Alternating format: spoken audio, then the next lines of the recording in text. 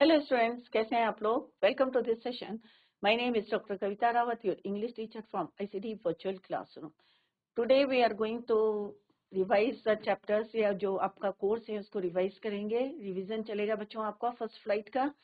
तो यहाँ पे हम फर्स्ट फ्लाइट का फर्स्ट चैप्टर का रिवीजन करेंगे, समरी डिस्कस करेंगे, क्योंकि अगर आपको समरी समझ में आ गई है बच्चों चैप्टर्स की तो डेफिनेटली आप जो है फ्रेम कर सकते हैं क्वेश्चन को इन द एग्जाम. क्लियर बच्चों? आपका बोर्ड एग्जाम में इसके बाद हम करेंगे, अभी हम फर्स्ट फ्लाइट के कुछ चैप्टर्स को रिवीजन करेंगे और उसके बाद आपको 10 ईयर्स के पेपर्स हम रिवाइज कराएंगे. क्लियर बच्चों?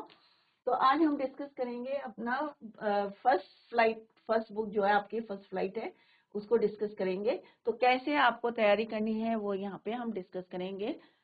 क्लियर बच्चों? तो यहाँ पे फर्स्ट चैप्टर क्या है बच्चों? A letter to God.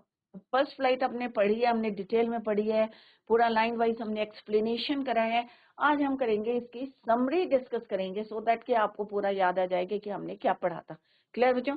तो जब भी आप एग्जाम की तैयारी कर रहे हैं, एग्जाम के लिए जा रहे हैं, तो क्या करेंगे आप? रिवाइज करेंगे क्या? समरी, या आप कुछ पॉइंट्स बना लें, उनको आप अपने माइंड में रखें और it is easy for you to frame the answers. Clear बच्चों? तो फर्स्ट चैप्टर क्या है बच्चों? A letter to God. क्या है? A letter to God. Interesting chapter था. आई होप सारे बच्चों की समझ में आ भी गया होगा. It is written by GL Fuentes. तो ऑथर कौन है? GL Fuentes.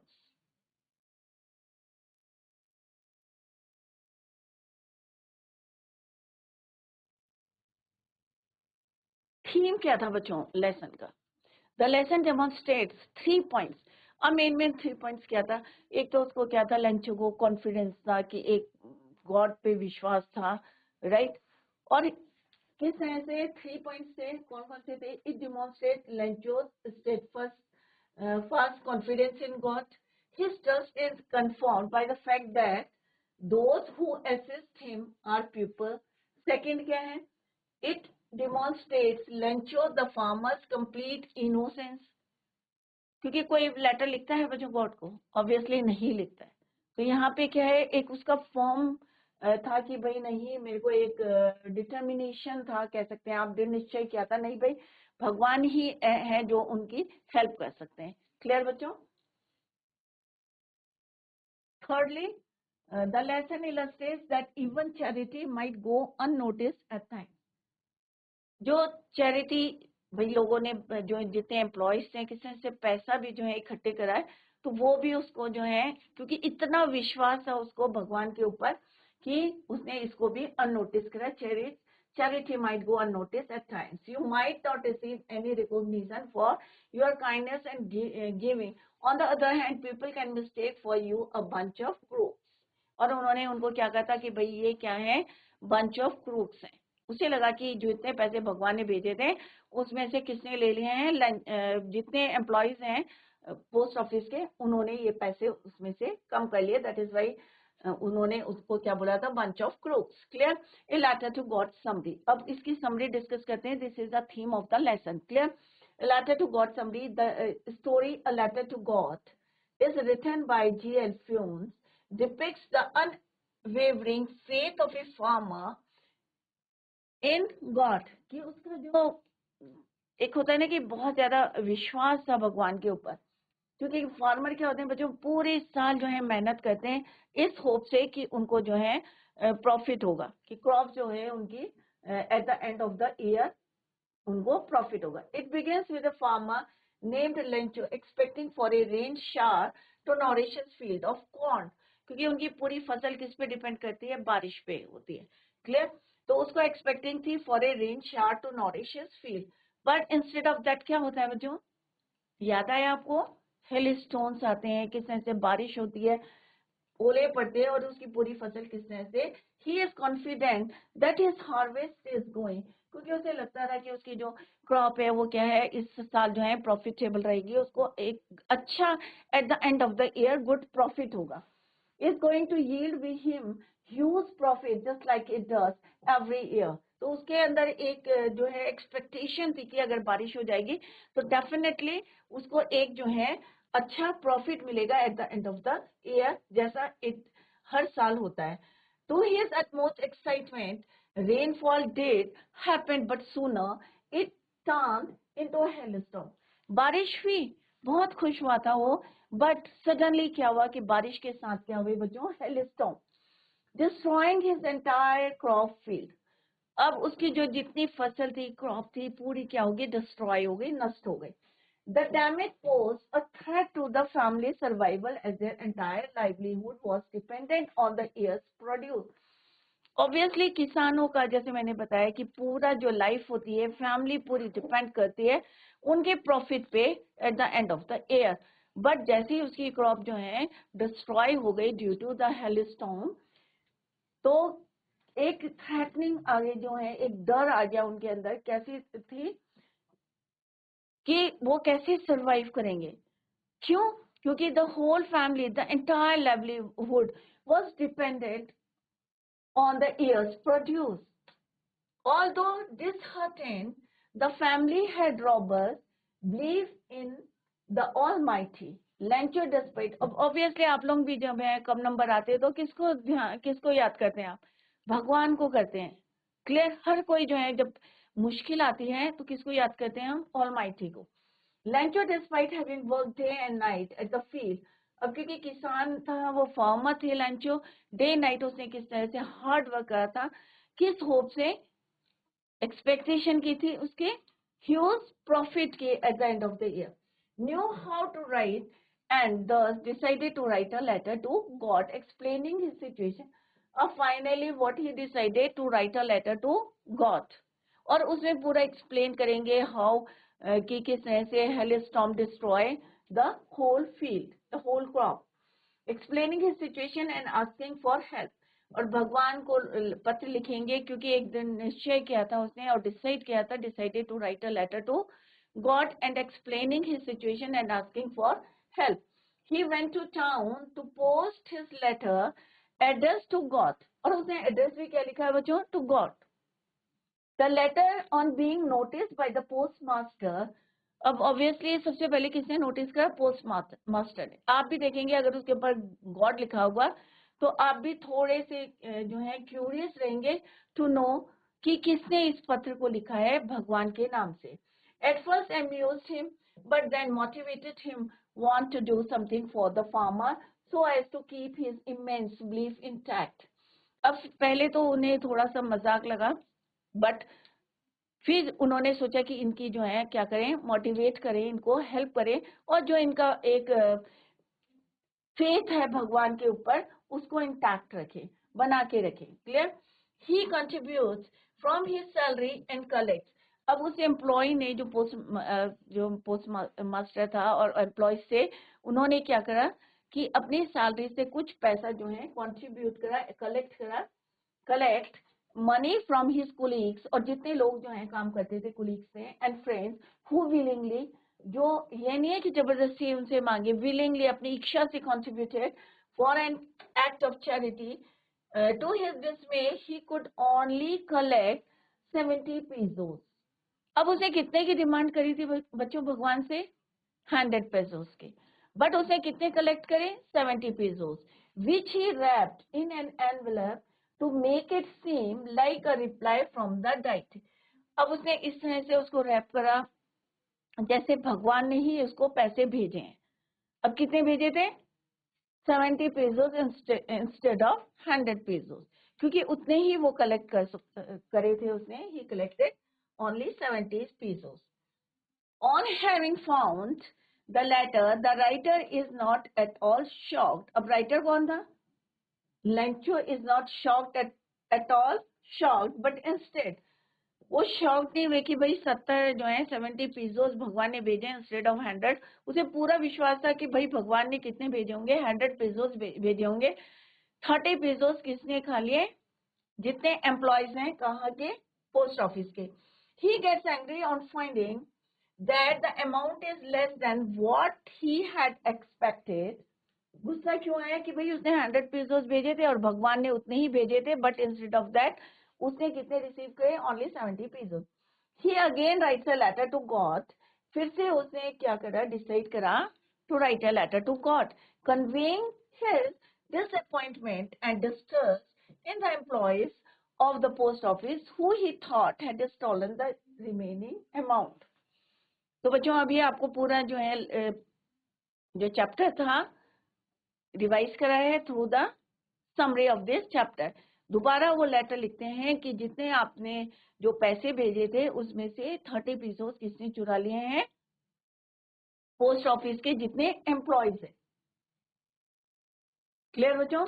तो एग्जाम में किस टाइप का क्वेश्चन आता है, एक आता है आपका एक्सट्रैक्ट बेस्ड क्वेश्चन. तो अभी हमने समरी जो है डिस्कस करी है किस तरह से उसकी क्रॉप जो है डिस्ट्रॉय होती है, किसकी वजह से होती है, क्योंकि उसे होप थी एक शावर की, बारिश की होप थी, बट बारिश के साथ साथ क्या होते हैं बच्चों, हेल स्टॉर्म पड़ते हैं और ड्यू टू हेल स्टॉर्म उसकी जितनी फसल थी क्या होती है, डिस्ट्रॉय हो जाती है ड्यू टू हेल स्टॉर्म. और सर्वाइवल, क्योंकि पूरा जो है फैमिली किस पे डिपेंड कर रही थी, फसल पे, कि एट द एंड, और उसे उम्मीद थी कि एट द एंड कि उसे क्या मिलेगा, एक ह्यूज प्रॉफिट मिलेगा eight the end of the year, but instead of that पूरी फसल क्या होती है, डिस्ट्रॉय होती है. अब उसको विश्वास किस पे था, भगवान पे था, एक जो फेथ था उसका गॉड पे. That is why he decided to write a letter to God. और उसने कितने मांगे थे बच्चों, 100 pesos, but instead of 100 pesos कितने मिलते हैं उसे, ही गेट्स ओनली 70 पीसोस.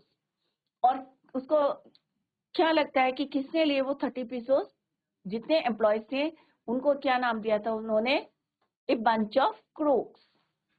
तो फर्स्ट यहाँ पे एक्सट्रैक्ट लिया है, कोई से भी चैप्टर का आपका एक्सट्रैक्ट आ सकता है एग्जाम में बच्चों, और उस पे बेस्ड क्वेश्चन है, आंसर्स आपको विद इन जो है एक्सट्रैक्ट ही मिलेंगे आपको.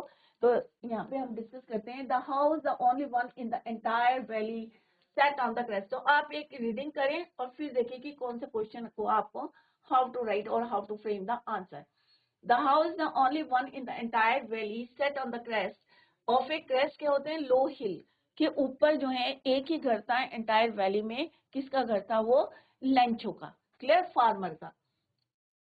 From this height one could see the river and the field of ripe corn dotted with the flowers that always promise a good harvest. पूरी फसल तैयार थी हार्वेस्ट के लिए, और किस तरह से ऊपर से आप अगर देखेंगे तो पूरी फसल आपको दिखाई दे रही थी, रिवर दिखाई दे रही थी. अब देखते हैं इसमें कौन से क्वेश्चन बेस्ड हैं. The only thing the earth needed was a downpour or at least a shower. सिर्फ किसकी जरूरत थी, एक शावर की जरूरत थी, बारिश की जरूरत थी, बौछार की. Through out the morning Lencho who knew his fields intimately had done nothing else but see the. सुबह से वो जो है आकाश की तरफ देख रहा था और सडनली उसको क्या दिखते हैं, क्लाउड्स दिखते हैं, और किस साइड से आते दिखते हैं वो, sky towards the north east से. Now we are really going to get some water. Women अपनी वाइफ से बोलते हैं कि भाई डेफिनेटली अभी जो है बारिश होने वाली है. The women who was preparing supper replied yes God willing.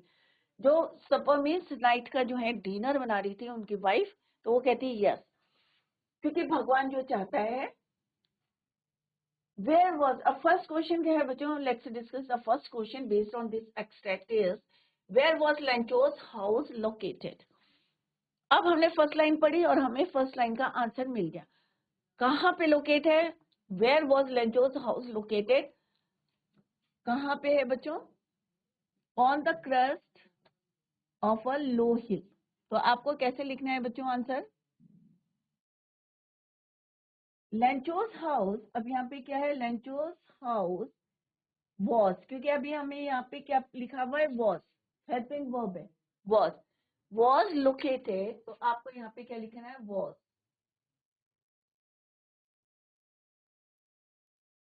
Was located. Clear. तो यहाँ से यहाँ तक आपको क्वेश्चन से लिखना है on the crust of a low hill, ये आंसर है आपका.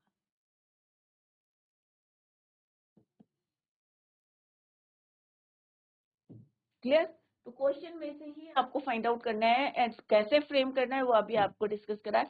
ये नहीं कि डायरेक्ट आपको लिखना है कि where was Lencho's house located, आप सीधे लिखेंगे on the crest of A low hill. तो आपको पूरा जो है क्वेश्चन से लेके उसको कंप्लीट सेंटेंस लिखना है. लेंचोस हाउस में लेंचो का घर was located on the crest of A low hill. Is it clear बच्चों? Now come to the second question. What was Lencho's wife preparing? अब लेंचो की वाइफ क्या बना रही थी, तो क्या लिखना है, लेंचोस वाइफ वॉज प्रिपेयरिंग यहाँ पे आंसर दे रखा है बच्चों, प्रिपेयरिंग सपर। तो कैसे लिखना है आपको, लेंचोस वाइफ वॉज प्रिपेयरिंग, और फिर यहाँ से क्या कर रही थी, सपर, राइट का डिनर बना रही थी। क्लियर? तो आपको सिंपल सा यहीं से फाइंड आउट करना है आंसर विद इन द, जो जितने भी आंसर हैं गिवन, आपको लिखना है कहाँ से, with in the extract. Next question है बच्चों, find the word from the passage which means very closely, who knew his fields intimately had done nothing else but see the sky। तो intimately यहाँ पे क्या है, very close का meaning पूछना है, तो क्या है, intimately, the word is intimately। Next question है, what does crest means। अब crest का मतलब क्या होता है बच्चों, crest means top part of the hill, this part is called your crest। तो crest means top part of the hill, highest part भी कह सकते हैं आप ऑफ द हिल। ये हिल है और हिल के ऊपर वाले पार्ट को क्या बोलते हैं हम, क्रेस्ट। तो उसका घर जो है यहीं पे था, किसका, लंचो का। क्लियर बच्चों? तो crest means the top of the हिल। तो इस तरह से आपको आंसर लिखने हैं, और आपने देखा कि सारे आंसर्स जो हैं इसी के अंदर थे, विद इन द एक्सट्रैक्ट। तो क्रेस्ट के मीनिंग पता चल गया बच्चों, top of the hill.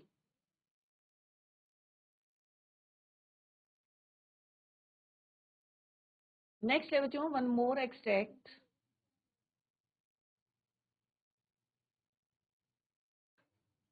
It was during the meal that just as Lencho had predicted, a big drops of rain began to fall. In the northeast, huge mountain of clouds could be seen approaching. और north east side से बड़े बड़े जो हैं mountains के जो हैं, किससे कंपेयर कराए इन्होंने, क्लाउड्स को माउंटेन से कंपेयर कराए। क्लियर? कि नॉर्थ ईस्ट से ह्यूज माउंटेन्स ऑफ क्लाउड्स, तो बादलों के क्या माउंटेन होते नहीं, तो यहाँ पे कंपेयर करा गया है उन्होंने कि किस तरह से clouds could be seen approaching. The air was fresh and sweet. The men went out for no other reason than to have the pleasure of feeling the rain on his body। जब बारिश शुरू होती है ना बच्चों, first shower आता है तो सब भाग के बाहर जाते हैं। क्यों जाते हैं? एक तो एयर फ्रेश होती है, स्वीट होती है, और दूसरा हम उसको एक जो है फील करने के लिए अपनी बॉडी में हम बाहर जाते हैं। फर्स्ट क्वेश्चन क्या है बच्चों, what could be seen approaching in the north east. और सिंपल सा है, क्या उन्हें दिख रहा था नॉर्थ ईस्ट से, huge clouds.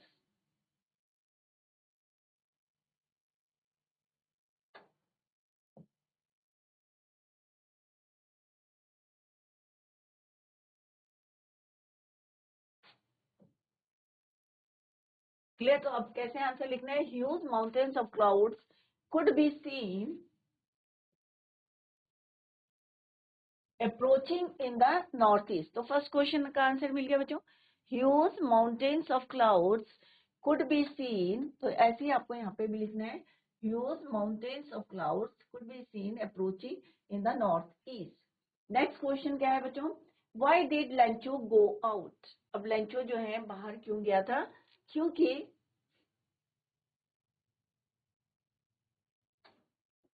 Lencho went out to have the pleasure. अब गो का क्या हो जाएगा बच्चों, यहाँ पे वेंट। क्यों हो जाएगा, क्योंकि यहाँ पे डिड करके क्वेश्चन है, तो पास्ट टेंस में है, तो गो का पास्ट क्या हो जाएगा, वेंट। तो गो का क्या हो जाएगा बच्चों, went. Went, went out to have pleasure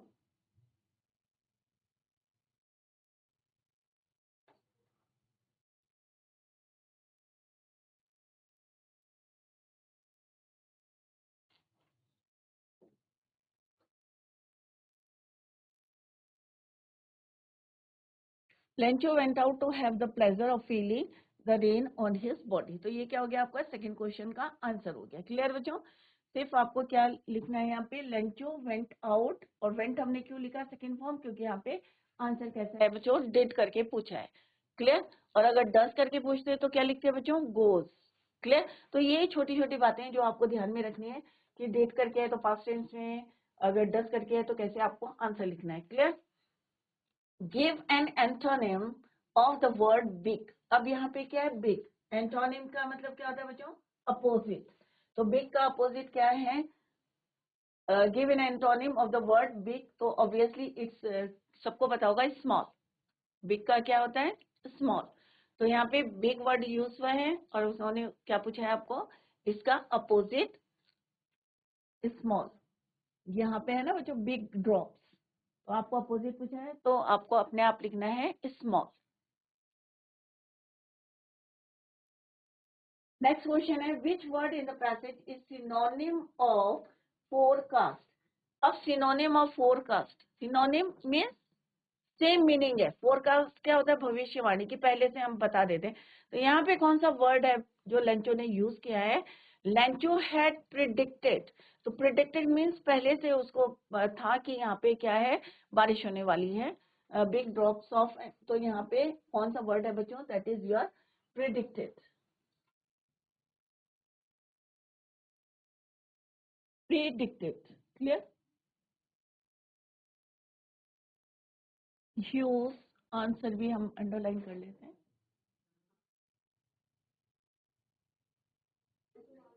clear बच्चों। तो यहाँ पे क्या है, फोरकास्ट, प्रिडिक्टेड, क्लियर। प्रिडिक्ट करना, कि किसी चीज को हम कहते हैं ना, प्रिडिक्ट कर लेते हैं कि ऐसा हो जाएगा या ऐसा होने वाला है, तो दैट इज योर प्रिडिक्शन। तो इस टाइप से आपको क्वेश्चन के आंसर देने, इसी टाइप के बच्चों एग्जाम में आते हैं, डरने की जरूरत नहीं है आपको। कोई भी चैप्टर के आते हैं, अगर आपको चैप्टर की समरी आती है या आपको चैप्टर समझ में आ गया है तो it is easy for you to answer the question.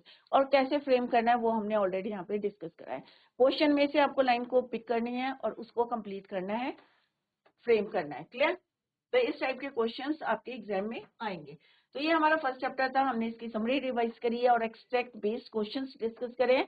और इसी टाइप के आपके जो है शॉर्ट टाइप 20-30 वर्ड्स के भी क्वेश्चंस आएंगे based on this chapter, clear.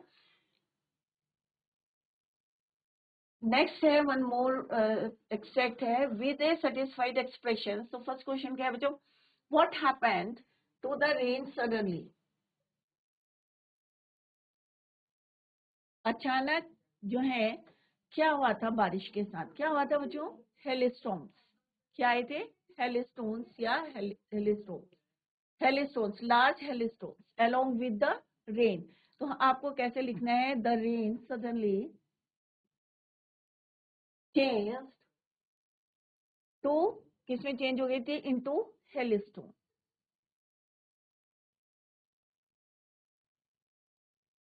अचानक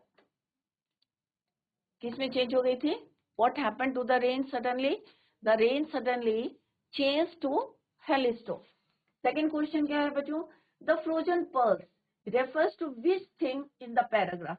जो फ्रोजन पर्ल्स यहाँ पे यूज हुआ है बच्चों, फ्रोजन पर्ल्स, तो फ्रोजन पर्ल्स किसके लिए यूज हुआ है, तो ऑब्वियसली किसके लिए यूज हुआ है बच्चों, हेलस्टोन्स के लिए, क्लियर। तो आपको कैसे लिखना है answer, the frozen pearls refers to hailstone, किसके लिए हुआ है, हेलस्टोन के लिए। तो सिंपल सा, the frozen pearls refers to hailstone, clear. Next है, find the similar meaning of content in the paragraph. अब आपको इसका मीनिंग जो है ढूंढना है कि विच वर्ड से किससे पता चलता है आपको सिमिलर मीनिंग है। Begin to resemble hailstones, run out, satisfied, satisfied word, the word is satisfied, पहली लाइन में आपके with a satisfied expression. Next है बच्चों क्वेश्चन आपका, find from the passage a word which means to take after।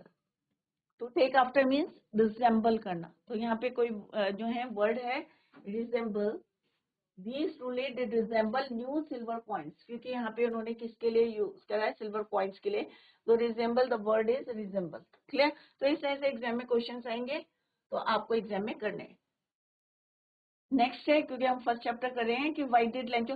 तो यहाँ पे अगर हम ये एक्सट्रैक्ट बेस्ड क्वेश्चंस करें तो आपके 20-30 वर्ड्स के भी क्वेश्चंस आपके जो है इसी टाइप के क्वेश्चंस आएंगे. आपको एक दो लाइन और ऐड करके 20-30 वर्ड्स के भी आपके प्रिपेयर हो रहे हैं.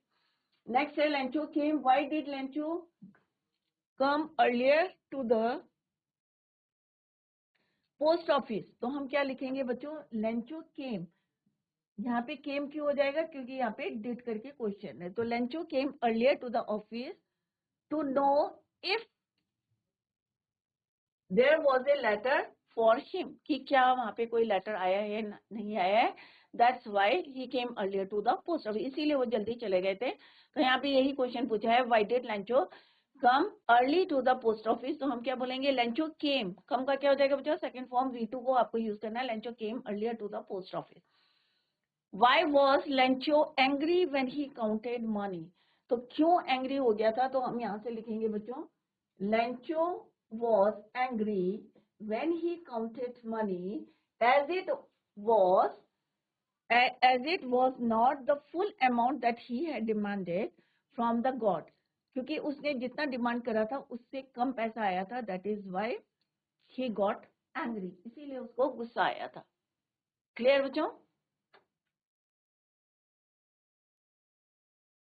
Lencho showed not the slightest surprise on seeing the money, such was his confidence, but he became angry when he counted the money. तो क्यों उसे गुस्सा आ गया था, क्योंकि उसको कम पैसा मिला था. He counted money as it was not the full amount that he demanded from God. Next है बच्चों, find out the word which means the opposite of permitted from the passage. कौन सा word है जिसका which means the opposite of permitted? तो denied.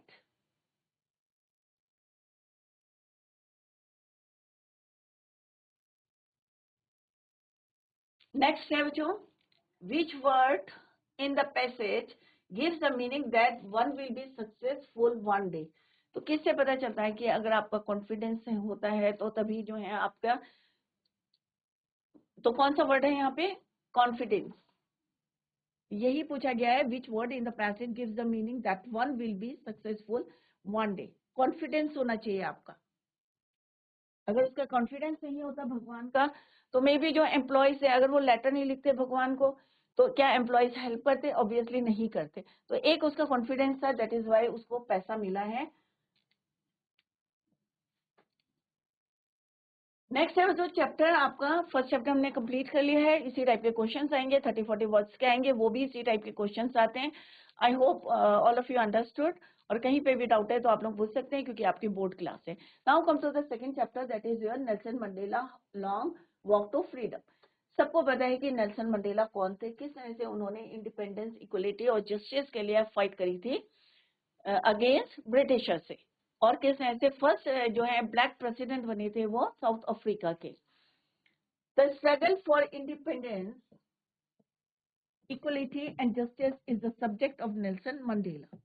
Long walk to freedom, a chapter in the English, जो हमारी first flight का ये second chapter है. The chapter is a section taken from Nelson Mandela.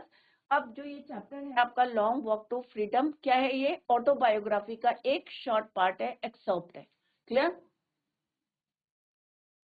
Autobiography, a politician, anti-apartheid revolutionary from South Africa. The chapter describes Mandela's early years and his path to becoming a politically active member of the African National Congress. किस party के थे वो, ANC, African National Congress, which battled against South Africa's apartheid system.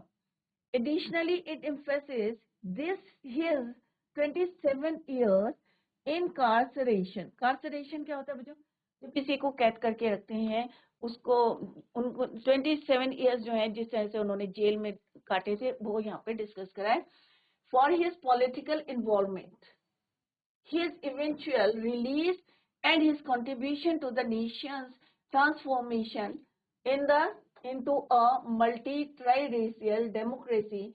After his release, Mandela's steadfast dedication to the struggle for freedom, equality and justice is clear throughout the chapter. हमने पूरा chapter पढ़ा था, हमने देखा था किस तरह से उनका पूरा डेडिकेशन था कि अपने देश को किस तरह से फ्रीडम दिलानी है from the Britishers, white man से.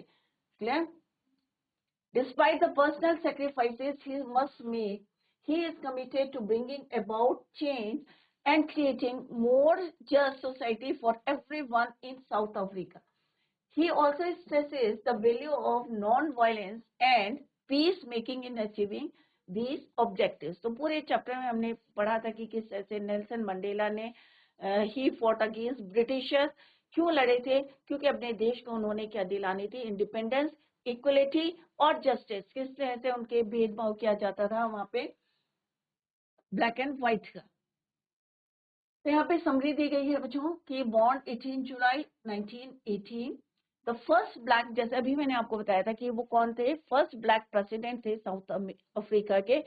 It begins with the description of the inaugural ceremony. जैसे हमने पढ़ा था कि वहां पे जो है इनॉग्रल सेरेमनी में पूरे वर्ल्ड के लोग जो है पार्टिसिपेट किया था उन्होंने, which took place on the 10th May.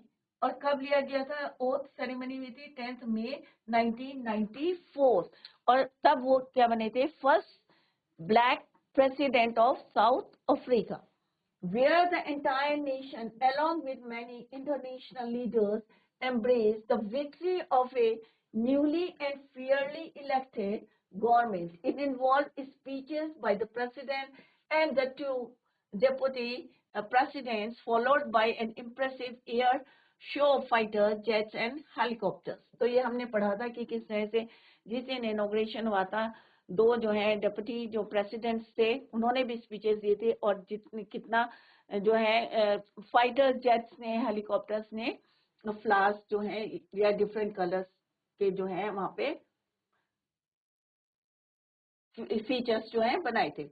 Long ago, in the first decade of the 20th century, white supremacy, white supremacy कौन थे? सारे ब्रिटिशर्स थे.